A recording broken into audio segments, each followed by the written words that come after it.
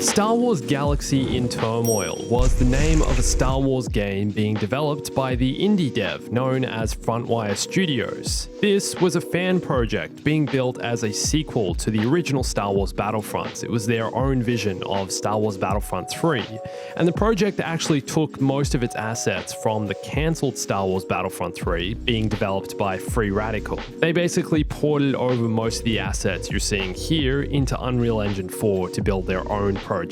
And although it was going to be a hugely ambitious game, no easy feat designing a game the scale Battlefront requires, they had the initial workings of what was a good game. That was before the project was given a cease and desist notice from Lucasfilm in 2016. You're not really supposed to make Star Wars games without the permission of Lucasfilm, which is fair enough, it's their intellectual property. But Frontwire Studios decided to continue development on their game, although without Star Wars. They gave it a new sci-fi setting, and here it is, Galaxy in Turmoil. Early Access just recently went live as a free-to-play game on Steam, so I thought I'd jump in, have a play around, and see the Battlefront 3 that could have been. Hey everyone, it's Andrew. But before I get into what Galaxy in Turmoil is today, I want to talk a little bit about where this game came from. Star Wars Galaxy in Turmoil was generating a lot of noise back in 2016 when Valve gave the go-ahead to allow Frontwire Studios to host the game as free-to-play on Steam. And at the time, Frontwire didn't have permission to work with the Star Wars license and assets, but Frontwire president Tony Romanelli did express an interest in working with EA and Disney. We are more than willing to negotiate a deal with EA and/or Disney directly, even if that means finishing our game and then placing it under their control. Our development is not about us, it's about making a name for Frontwire. It's about resurrecting the memories and feelings we all loved and cherished when we played the original two Battlefront games. And I think you can already see that love and passion for the original Battlefronts in this footage here. Sure, like I said, most of these assets weren't actually developed by Frontwire, but were left over from Free Radical's cancelled Battlefront 3. This game was cancelled in 2008. I don't see using these assets as a problem though. At the time, Frontwire copped some flack for not designing certain Star Wars assets from scratch, but if the assets are there and available, why not use them? I think it's clear seeing this footage that Frontwire's Galaxy in Turmoil was being built out of passion for the original Battlefront games. But then, as to be expected, I don't think this was any real surprise, Lucasfilm stepped in. On Wednesday, June 22nd, 2016, we received a letter from Lucasfilm requesting that we halt production of Galaxy in Turmoil with any Star Wars related IP at once. After learning of this news, Frontwire requested a meeting with Lucasfilm to further discuss the project. Obviously, they didn't want their initial dev work on Galaxy in Turmoil to go to waste, and a week after the cease and desist order, Frontwire met with Lucasfilm. And based on what we got out of this meeting, it seems Lucasfilm were open to the idea of working on Galaxy in Turmoil with Frontwire, but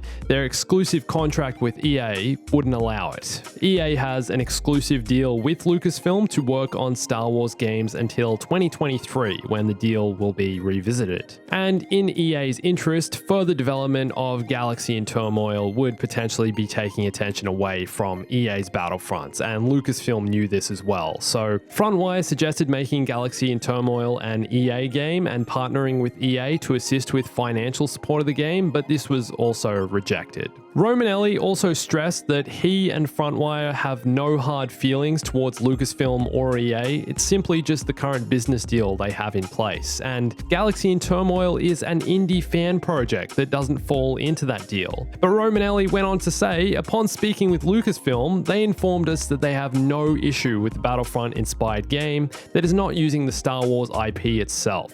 Going forward, Frontwire Studios will be pivoting away from Star Wars and embarking on a mission to create a new, original game in a never-before-seen universe. Our game will still have massive 64-player battles, ground-to-space combat, destructible capital ships, and a full single-player campaign. We will also still be releasing Galaxy in Turmoil on Steam as planned, and it will remain a free game. And so, 4 years later, this is the game I'm playing playing today, Galaxy in Turmoil. So, I want to take a look at how far they've got with their plans, what they've been able to build into the game, and what's still missing. Going in, you can definitely tell, especially on the larger playable map, that this is a game inspired by the Battlefront series with a conquest style game mode. But I'm also getting some heavy Warframe and Warhawk vibes. Warframe for some of the movement and shooting mechanics, and Warhawk for the vehicles and scale. But before I get further into this, I need to give you a heads up.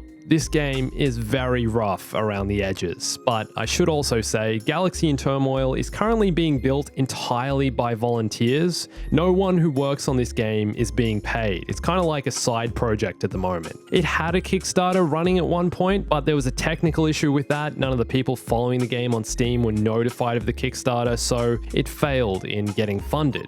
Okay, so when I tried looking for a game this morning, there was no one else online, which is not really a surprise for a game in early access, but the developers anticipated this and have enabled bots in all servers. So there are currently 3 playable game modes: Siege, Domination, which is basically Conquest, the most Battlefront-esque game mode, and Team Deathmatch. First, let's talk about Domination. So 2 teams spawn in on either side of the map and have to fight over command posts, and the team that's collected the most tickets after time runs out wins. Your standard Conquest style game mode. There are 4 different classes you can spawn as: Ranger, Engineer, Demolitionist, and Assassin. Each of them comes with a different set of weapons and do each feel unique, but like I said before, the game is still in testing and early stages, and it feels pretty rough and unfinished. Movement is buggy, really not smooth, and you kind of just a bit janky, and I found that even firing my weapon was kind of inconsistent. And some of these things could be because the servers are based in the US and I'm playing in Australia, but even hosting my own match didn't change too much. Vehicles are clunky. At the moment, there doesn't seem to be any flyable vehicles in the game, so no space-to-ground combat right now. I couldn't find any ships anyway, even though I've seen footage of this previously, and that's some of what we saw when this game was still a Star Wars game. It doesn't seem to be here at the moment. And unfortunately, even though the devs built AI into the game to play against in empty lobbies, they don't really work. You have the option of choosing how many AI you want in the game, but even when I turned this up to the max of 10, I couldn't find any until I went exploring in the enemy's base, which seemed to trigger the AI to come after me and then just run off in the other direction. They're also still incapable of capturing command posts, but they did get in a few gunfights with the AI on my team, which were only triggered, I'm pretty sure, when the enemy started firing on them. So everyone was kind of just stuck and stood in the home spawn or just jumped up and down on the spot. Overall, this game mode is definitely the most Battlefront part about this game, but the mechanics and bugginess unfortunately ruin the fun.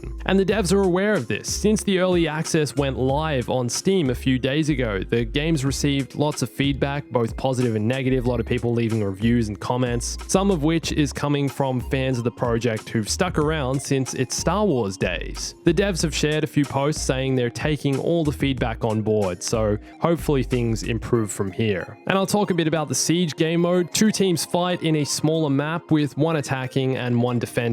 The attacking team has to activate 3 consoles, and once all 3 have been fully activated, they can claim an egg from the middle of the map, which needs to be taken to an extraction point. This game mode provided a better test of the AI, playing in close quarters, although this game mode isn't really a Battlefront-inspired experience. But it was more fun and gave me a chance to test more of the game's weapons and also take a closer look at the game's art design, which I think is okay. The bigger map looks a bit Apex Legends inspired, and one team are made up of a few different aliens and the other team kind of look like Power Rangers. So I'm going to be honest with you, I don't think it's worth checking out this project in its current state. Since 2016, when Galaxy in Turmoil stopped being a Star Wars game, I'm sure it's changed and evolved a lot, but it feels like there's not enough here yet. Not enough to come back to it anyway. There hasn't been enough time and resources put into smoothing this game out and making it an enjoyable experience. The foundations are definitely here, but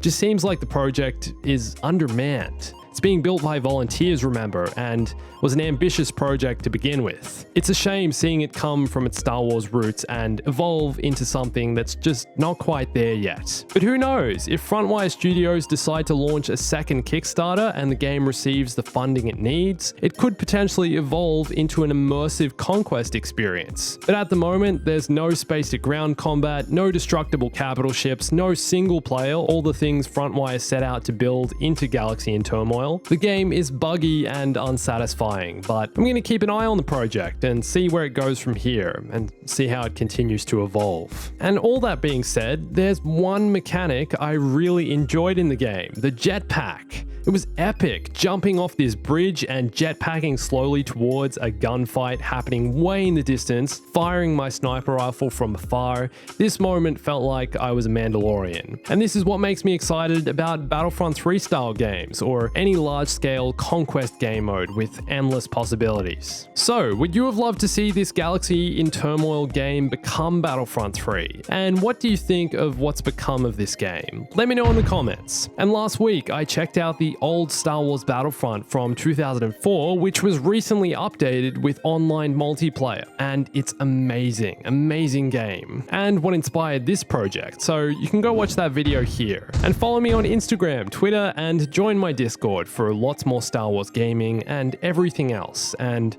thanks for watching this. My name's Andrew, I'll catch you soon. Stay bombastic.